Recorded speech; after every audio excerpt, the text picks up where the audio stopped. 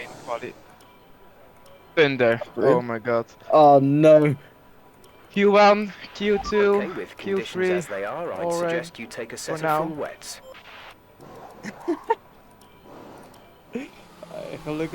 Yo, welcome everyone to a brand new video. Today it is time for the Global Championship, the team event, and we are racing around France, and as you can see it's raining, and you've probably noticed in the bottom left I'm using a face cam right now. Will probably make it a bit more enjoyable to watch, so I hope you guys enjoy it. And now this was our Q1, just an easy lap. We were P9 in quali, so that was it for Q1. I think there were also only 17 people, so it wasn't too hard to get into Q2. And now we are in Q2.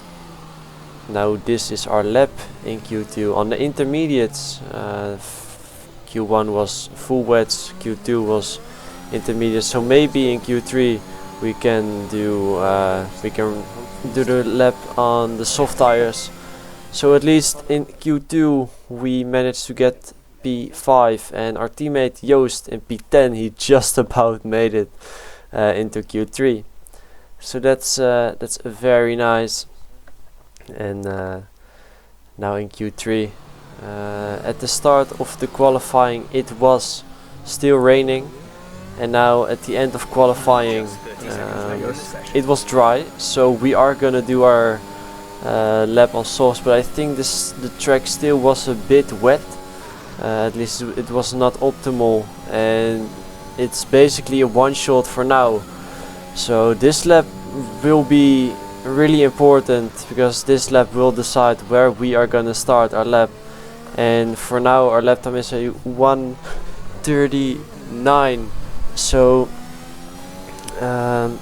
if we do not get a good lap in or invalidate, then we will be starting somewhere behind in Q3.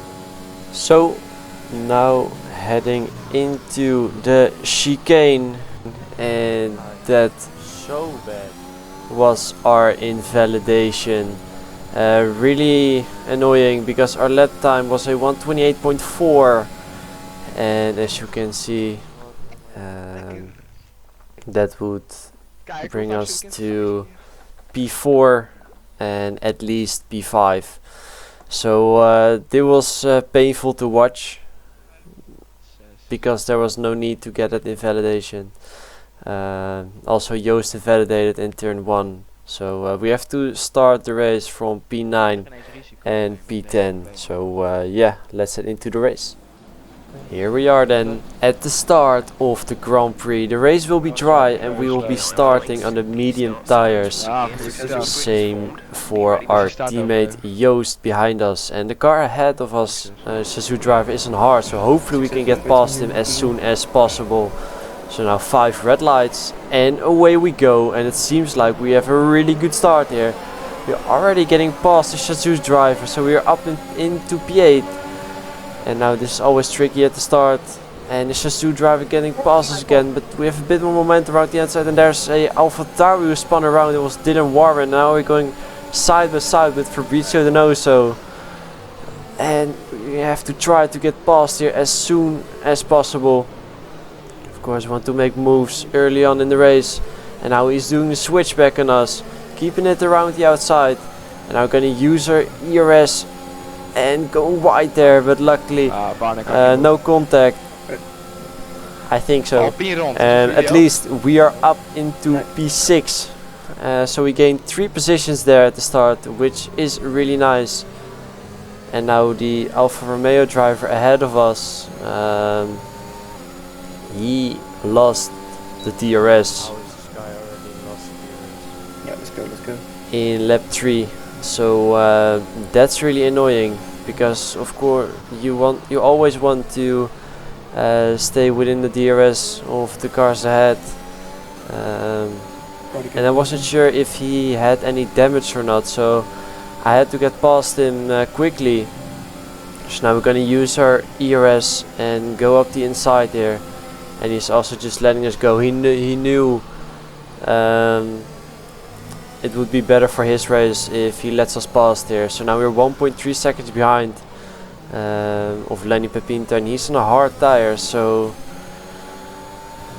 maybe that will make it a bit easier for us to get back into the DRS. But we are not really high on ERS as well. We are only at 40%, and we're gonna use everything to try and get back into it. We also have to send it in the corners, trying to get it back. So that was on the limit, and also in this right-hander, we're gonna absolutely send it. And the gap is now only 1 second, 9/10 already. And then right here we picked up a warning, but at least we got the DRS back. One warning, but it's worth it. Yeah. Like I said, it's worth it. Just to make sure to get the DRS. Now we have to take it easy, but now as you can see, Lenny Pepinter is not using his DRS, and he's driving a bit in the middle of the track. So I was not really sure what was happening, but we're getting past, and as you can see at the bottom, he disconnected, and that's what I thought as well. Now in lap 16, the first driver, the race clutch driver, Ruben Pedreño, goes into the pits for a new set of softs, and we're gonna go 1 lap longer, and now we are gonna pit as well, following the guys ahead.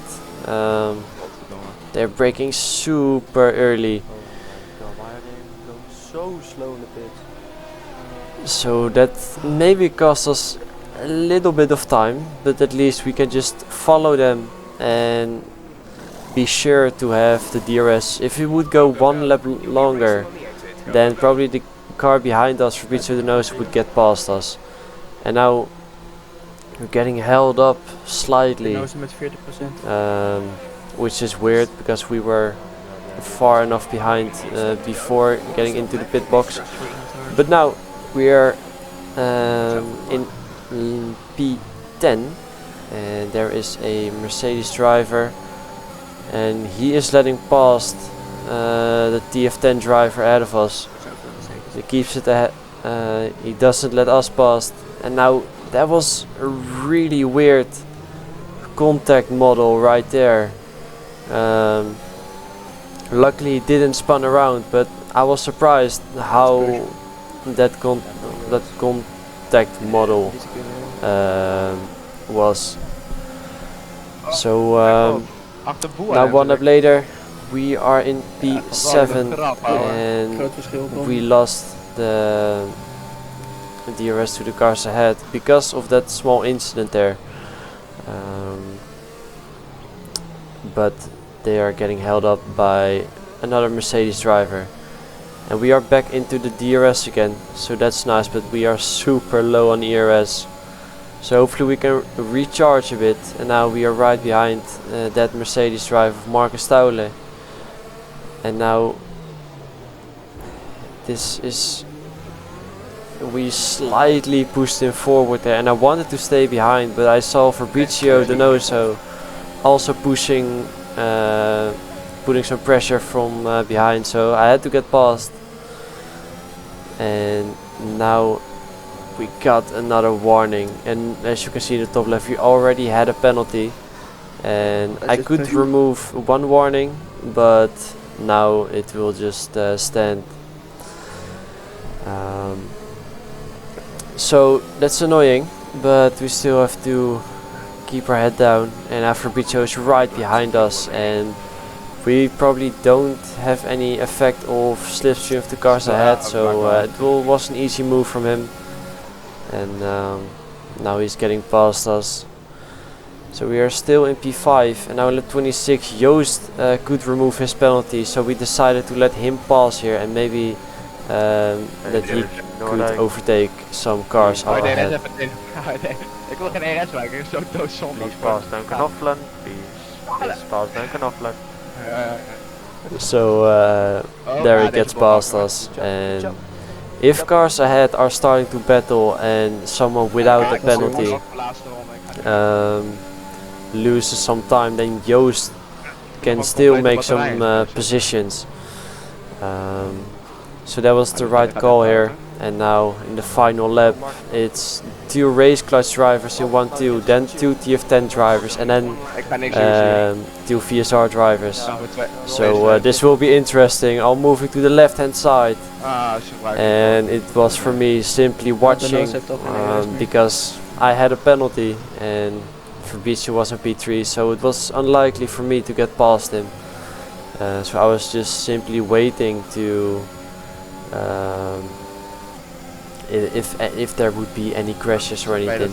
So Joost is now really close to that group, and he's going around the outside of Fabrizio and now going down the inside of Ruben Pedreño, and now he's right behind another TF10 driver and looking for the inside, and we are going for an interesting line, but at least we have a good exit here, and now maybe we can still try to do something here. Looking at the inside, now around the outside, going for a good exit, doing the switchback, and now it's a drag race even though Ruben has no penalty. Let's go, Joost. We ended up in P6 and Joost in P4, and I think if he can remove his penalty it will be a P3 for him. So that would be nice for the team, and yeah, I mean it was annoying that I got that penalty and of course the qualifying. So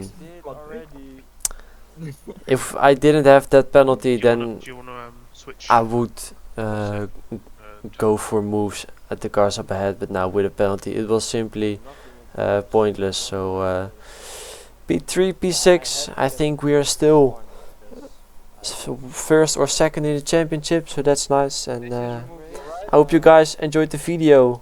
Thanks for watching. See you guys next time. Ciao.